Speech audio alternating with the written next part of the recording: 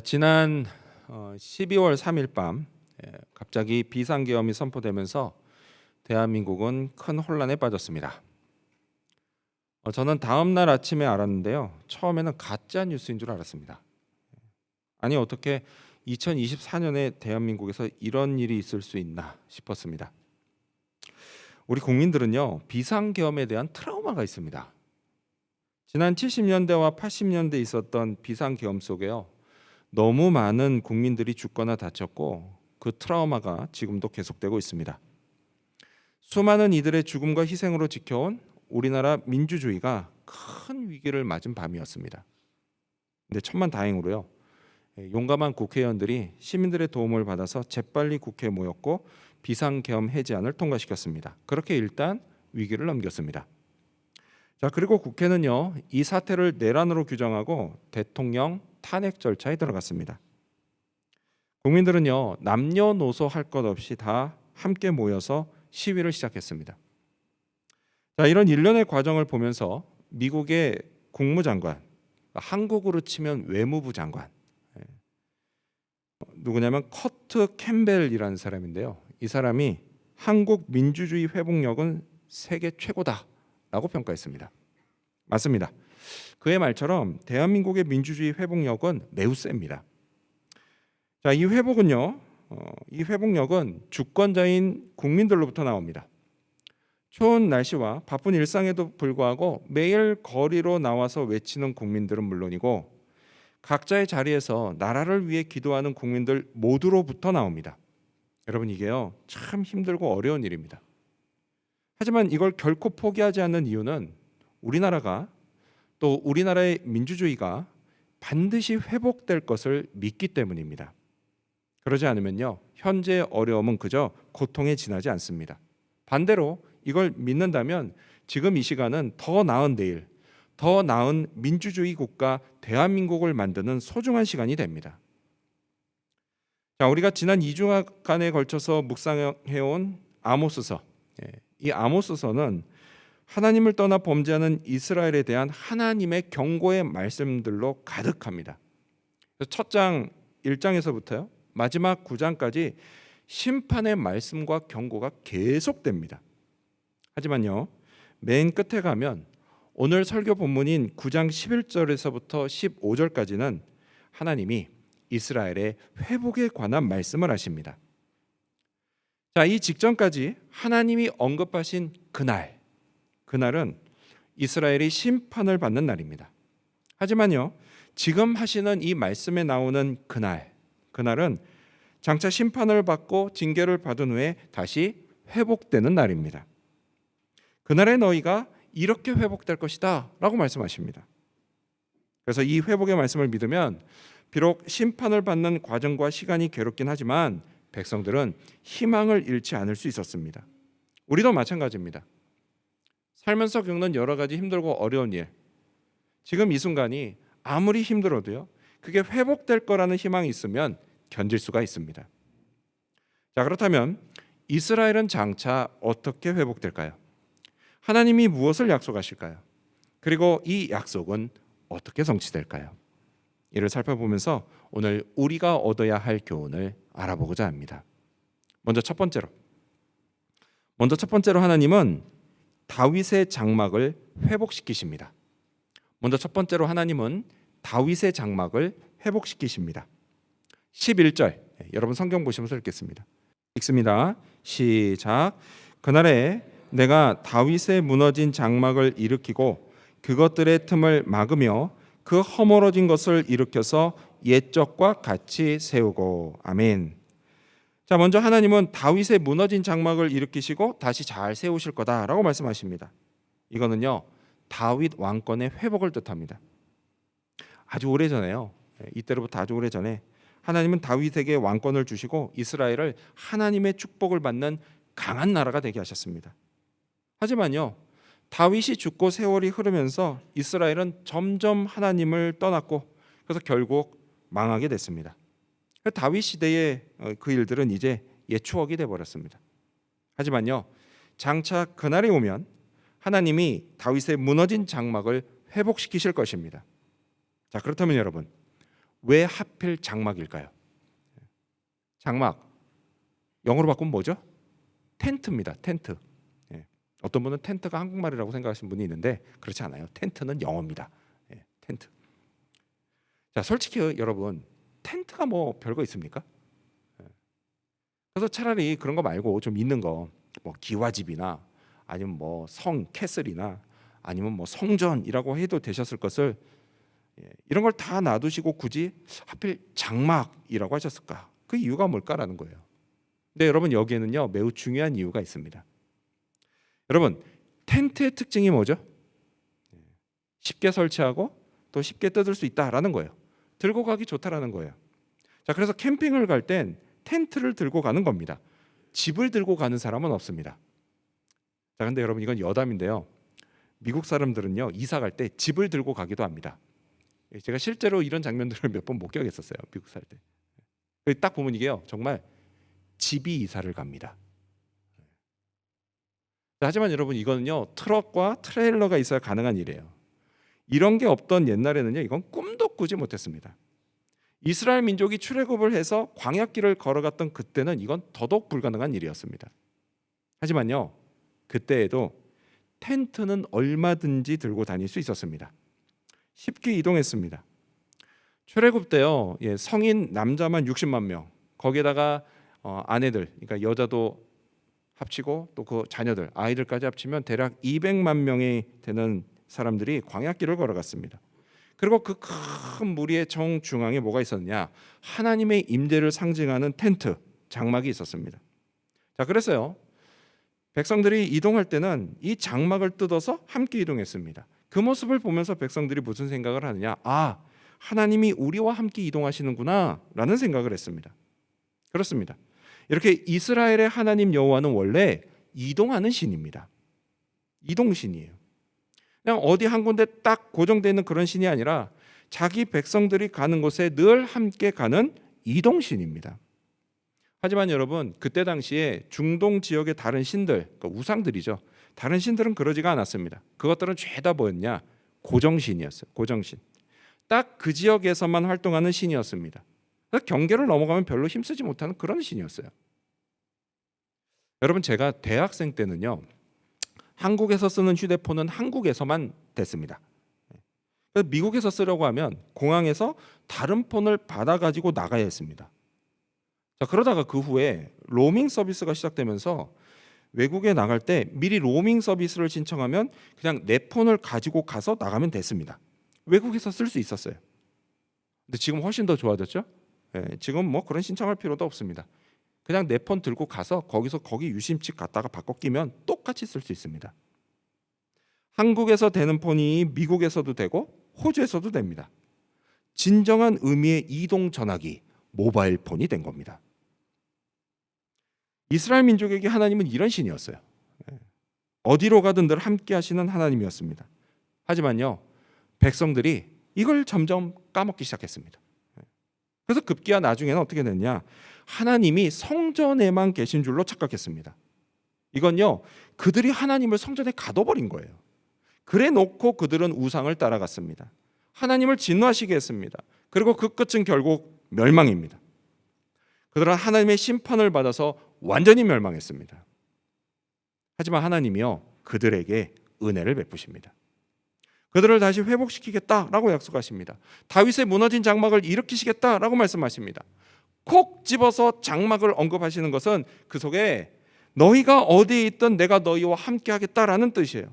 그래서 다윗의 장막을 회복시키겠다라는 말씀은 너희가 어디에 있든지 내가 너희와 늘 함께하면서 너희가 다윗 왕권의 다스림을 받게 하겠다.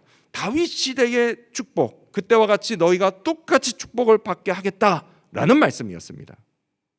자, 이어서 하나님이 이렇게 말씀하십니다. 12절, 여러분 성경 보시면서 읽겠습니다. 9장 12절 시작. 그들이 에돔의 남은 자와 내 이름으로 일컫는 만국을 기업으로 얻게 하리라. 이 일을 행하시는 여호와의 말씀이니라. 아멘. 자, 그리고 또 뭐라고 하시죠? 에돔의 남은 자, 그리고 하나님께 속한 모든 족속을 너희가 얻게 하겠다라고 말씀하십니다. 근데 여러분 이거 아십니까?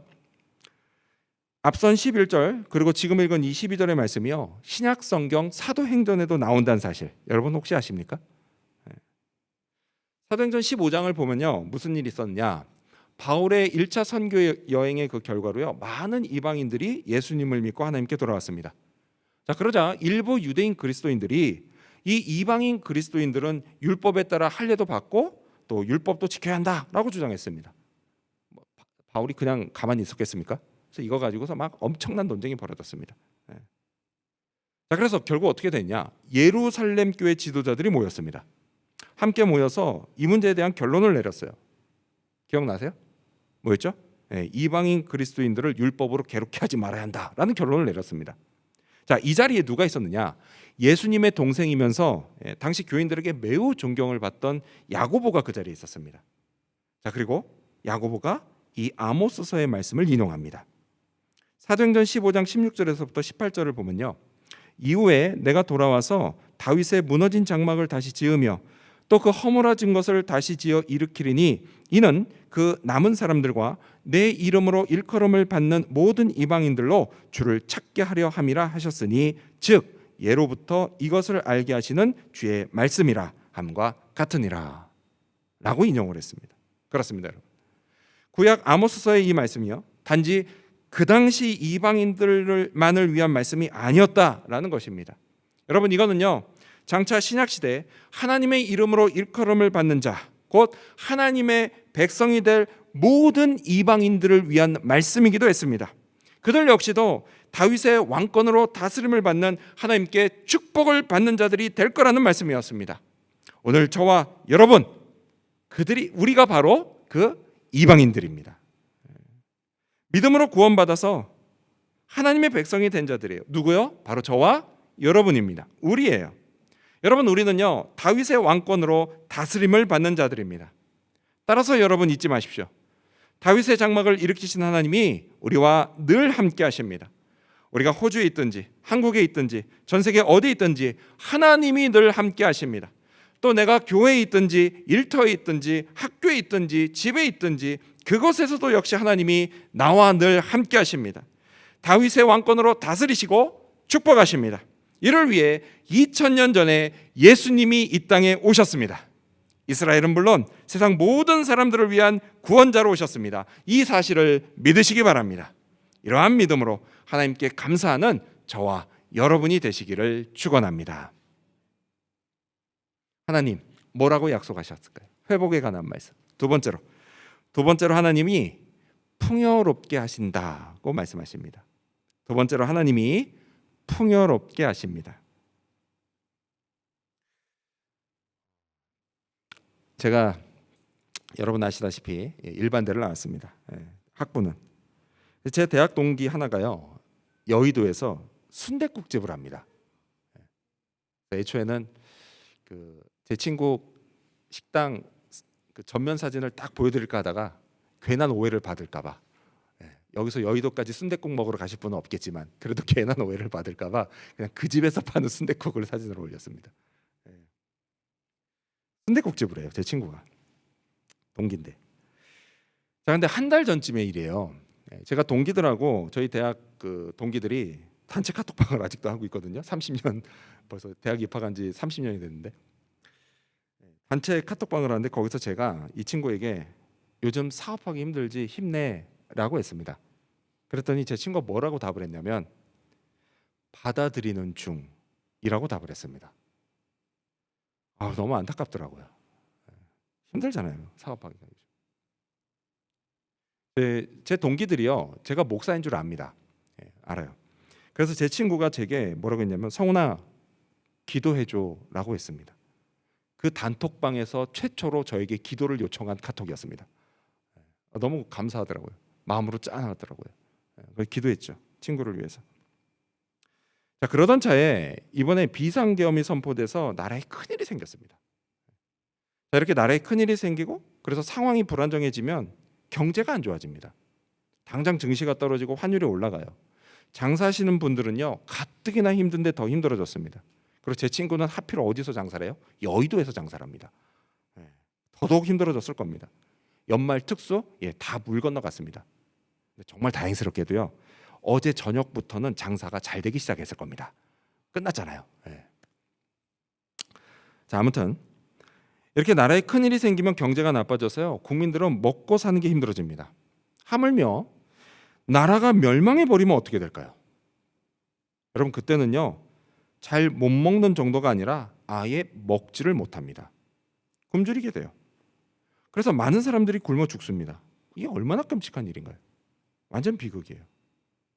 하나님의 심판을 받아 멸망한 이스라엘 백성들의 미래가 그랬다라는 겁니다.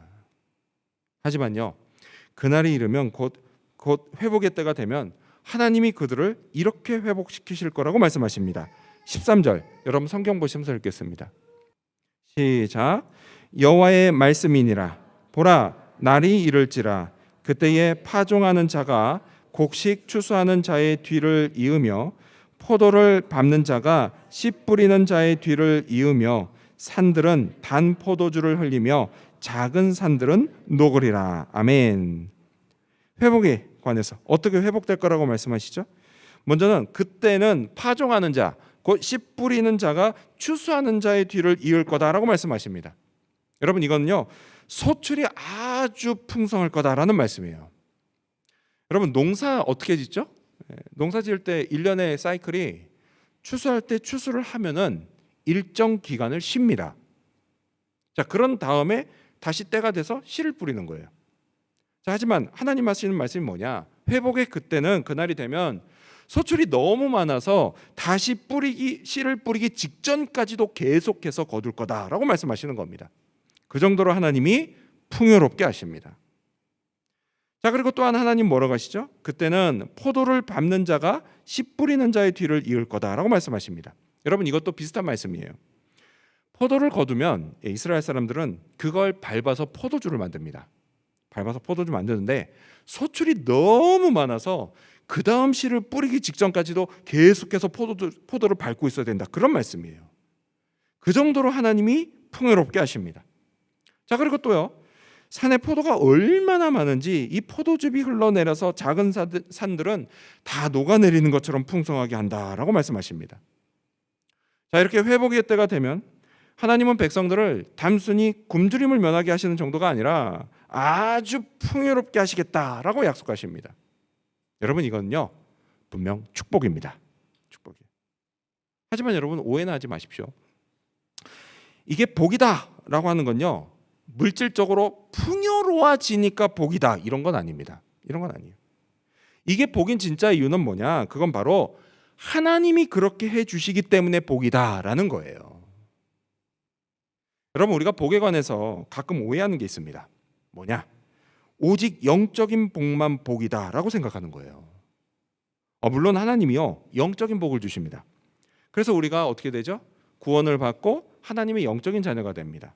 또 우리가요, 서로 영적인 가족이 됩니다. 또 우리가요, 힘들고 어려운 일을 당할 때 성령이 우리를 위로해 주심으로 우리가 새 힘을 얻을 수 있습니다. 또 예수님이 내 안에 계신 걸 확신하고 마음의 평안을 누리게 됩니다. 이런 것들이 다 뭐예요? 영적인 복이에요. 영적인 복. 자, 하지만 그렇다고 해서 이런 영적인 복만 하나님이 우리에게 주시는 복의 전부는 아닙니다. 하나님은요, 물질적인 것으로도 복을 주십니다. 여러분, 성경은요, 하나님에 관해 뭐라고 말씀하시죠? 하나님이 가난하고 궁핍한 자를 먹이시고 입히신다라고 말씀하세요. 여러분, 이거는요, 당연히 뭐로 하시는 거예요? 물질적인 거로 하시는 겁니다. 하나님이 그들의 물질적인 필요를 공급하시고 또 채우세요. 근데 여러분, 오늘 우리에게도 마찬가지십니다. 물질적인 것으로 우리를 먹이시고 입히십니다. 단지 굶주림을 면할 정도만이 아니라 이스라엘 백성들에게 그리하신 것처럼 때로는 우리에게도 물질적인 풍요로움을 허락하십니다. 딱 생필품만 살 수 있을 정도가 아니라 문화생활을 하고 또 여가를 즐길 수 있을 정도로 풍요롭게 하십니다. 믿으십니까? 믿으셔야 됩니다. 따라서 여러분, 우리가요, 이걸 꼭 기억하면서 살아야 돼요. 뭐냐?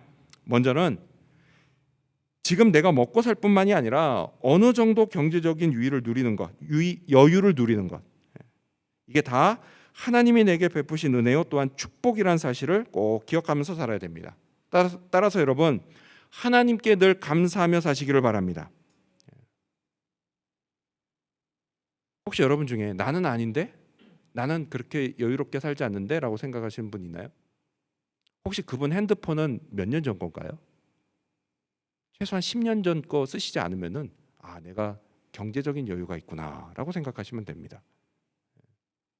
힘들어도 핸드폰은 그래도 아주 구형은 안 쓰잖아요. 그리고 여러분 이것도 꼭 기억하면서 살아야 됩니다. 뭐냐? 이런 물질적인 복은요, 하늘에서 그냥 뚝 떨어지는 게 아니다라는 사실이요. 이것도 꼭 기억하셔야 됩니다.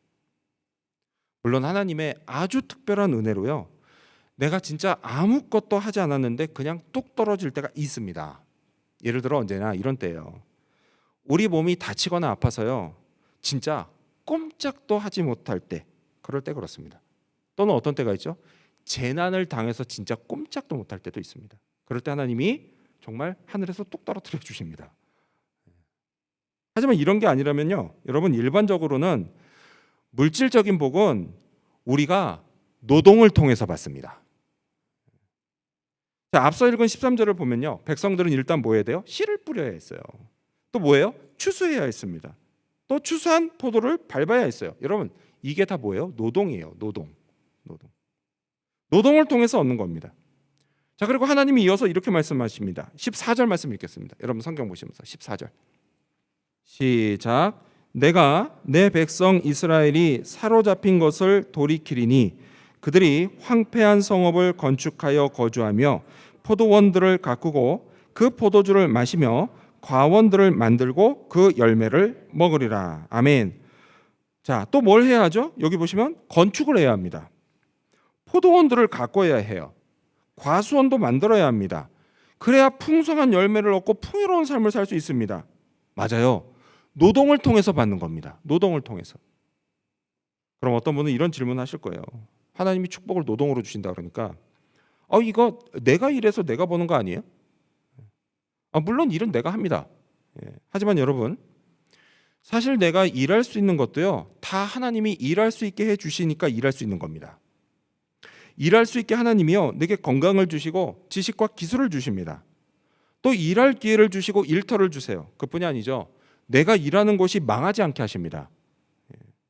여러분 이 모든 게 다 뭐예요? 하나님의 은혜예요. 하나님의 축복이에요. 그러니 여러분 하나님께 감사하시기를 바랍니다. 내가 일할 수 있고 일을 통해 내 필요가 채워지는 건 축복입니다.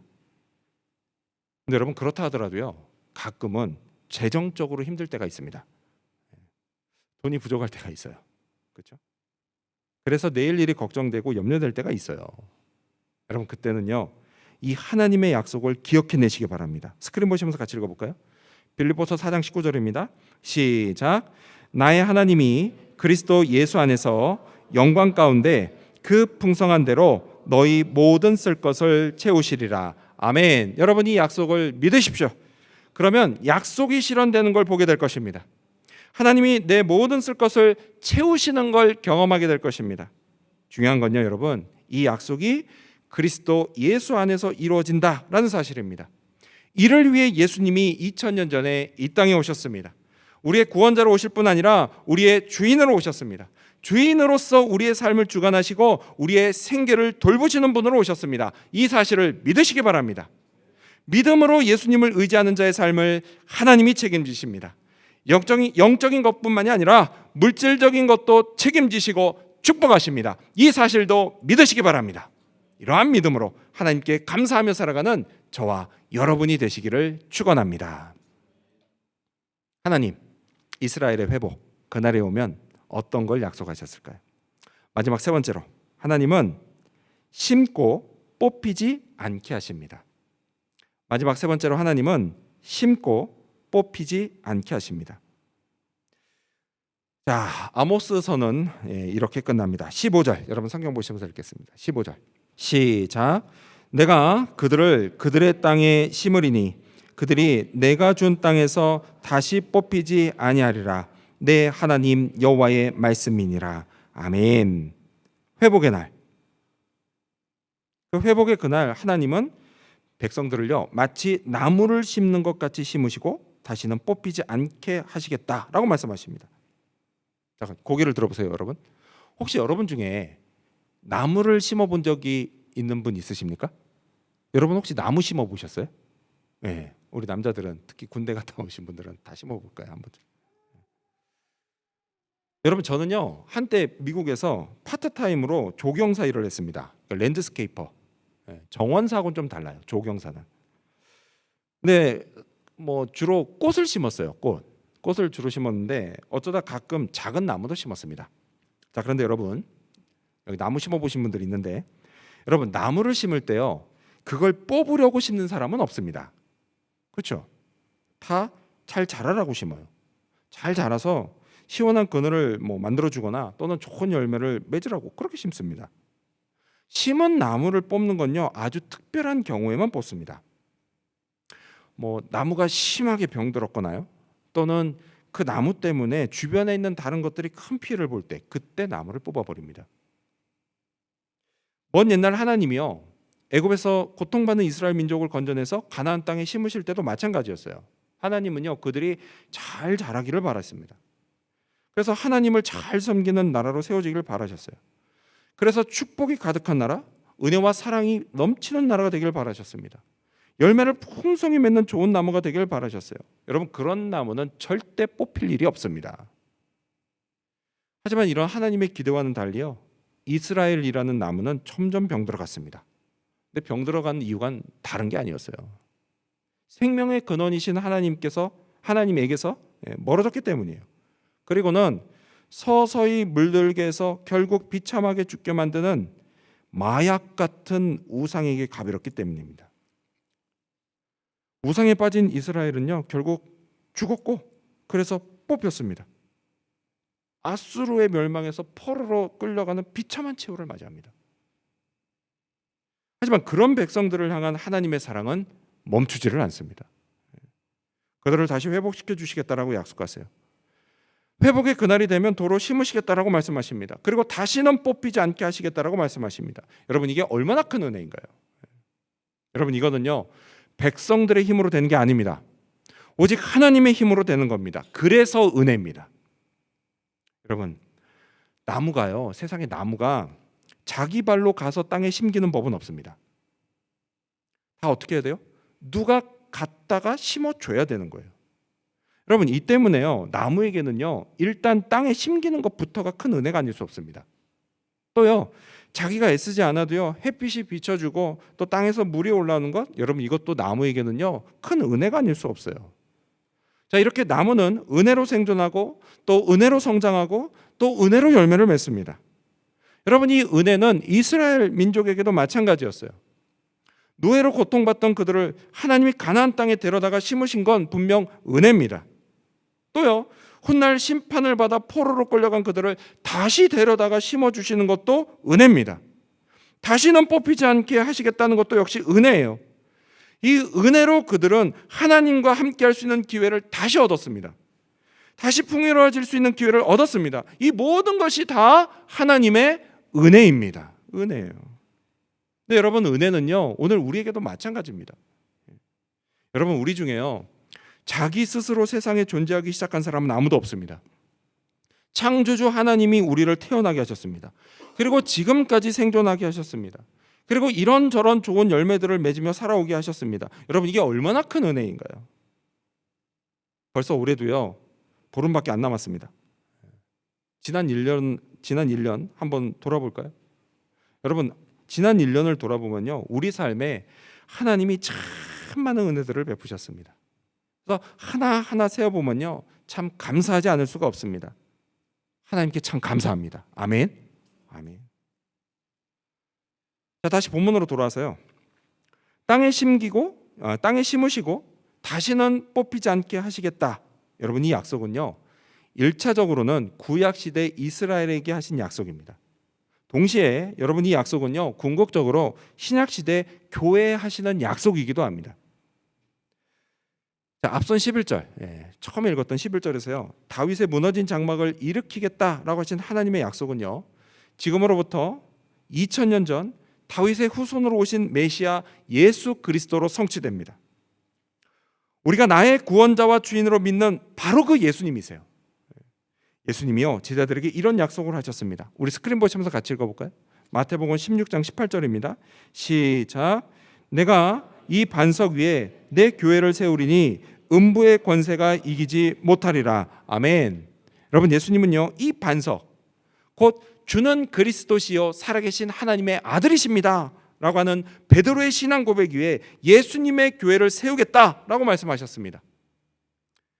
이 교회는요, 동일한 신앙 고백으로 예수님을 믿는 사람들의 모임을 말합니다. 오늘 저와 여러분의 모임, 우리 교회도 바로 이 교회, 예수님의 교회입니다. 교회에 관해서요, 예수님이 약속하셨습니다. 음부의 권세가 이기지 못하리라. 세상 풍조를 조장하는 사탄 마귀의 권세가 교회를 이기지 못하리라고 약속하셨습니다. 그렇습니다, 여러분. 여러분, 우리가요, 이 약속을 믿어야 합니다. 여러분, 주님은요, 약속을 지키십니다. 그래서요, 교회가 때로는 음부의 권세로 인해서 흔들릴 수는 있지만 결코 뽑히지는 않습니다. 우리 교회도 그렇죠. 지금 이 자리에 교회가 세워지고요, 지난 10수년 동안 때로는 흔들릴 때도 있었지만 결코 뽑히지 않았습니다. 주님이 항상 붙들어 주셨기 때문이에요. 성령으로 역사하셨기 때문입니다. 여러분, 이 사실을 믿으시기 바랍니다. 그리고요, 저는 다가오는 내년 2025년을 기대합니다. 우리 교회는요, 계속 뿌리를 내릴 겁니다. 계속 잘 자라서 복음의 열매, 영적인 열매, 사랑과 은혜의 열매를 계속 맺을 겁니다. 이 하나님의 축복을 저와 여러분 모두가 함께 받고 누리기를 소망합니다. 주님은요, 교회를 이루고 있는 교인 각 사람, 여러분 각 사람에 대해서도 마찬가지세요. 우리 각 사람을 붙잡아 주십니다. 그리고 우리 각 사람에게 성령으로 역사하십니다.